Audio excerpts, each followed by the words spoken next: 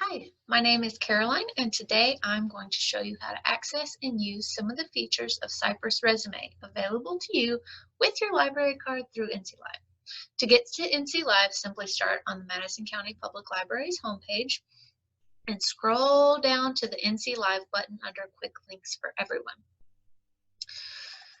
I'm already logged in, so I'm going to go ahead and show you on the second screen. You're going to simply search Cypress Resume or Resume. I'm going to type the whole title.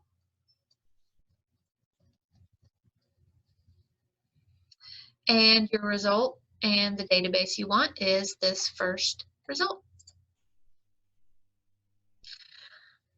Once you click on the database, you will probably be prompted to enter your library card number. I'm already logged in, so it's probably not going to ask me that.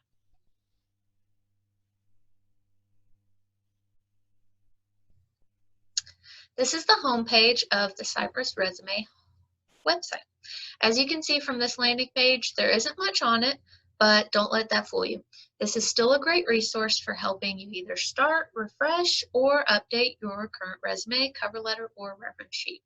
All the documents that employers look for when selecting potential candidates. If you're planning on doing your resume all in one sitting, at the end of creating your resume and at the end of this process, you'll have the option to download the file. If you think it'll take multiple times working on it, you do have the option to create an account and log in, and it will save your information from there.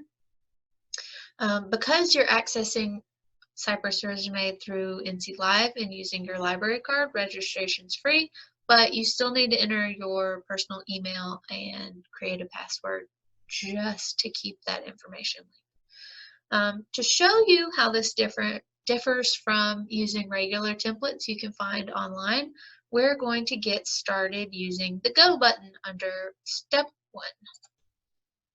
We're just kind of going to walk through the process for the most part.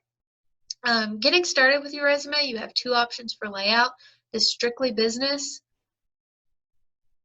and editor's choice. You can hover over the image to see visual differences depending on which type of job you're applying for and what information they might want. You might prefer one over the other. It's really just your preference and which job you're looking for. We're going to go for strictly business. All right. So one of the handy things about Cypress Resume is you don't have to worry about trying to format a template, making sure everything lines up correctly. It does it for you. All you have to do is plug in your information and it will plug it in the template for you. So I'm going to pause for a second, fill in some information, and we'll be back on the next page.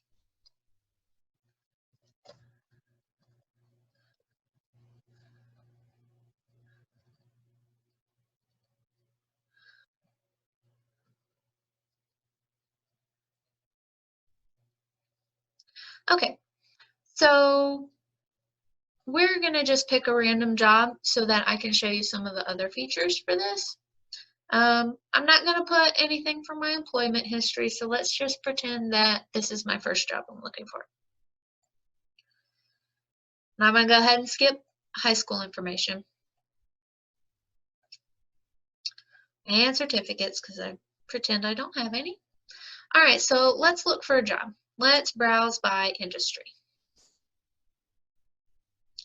Let's just pick automotive.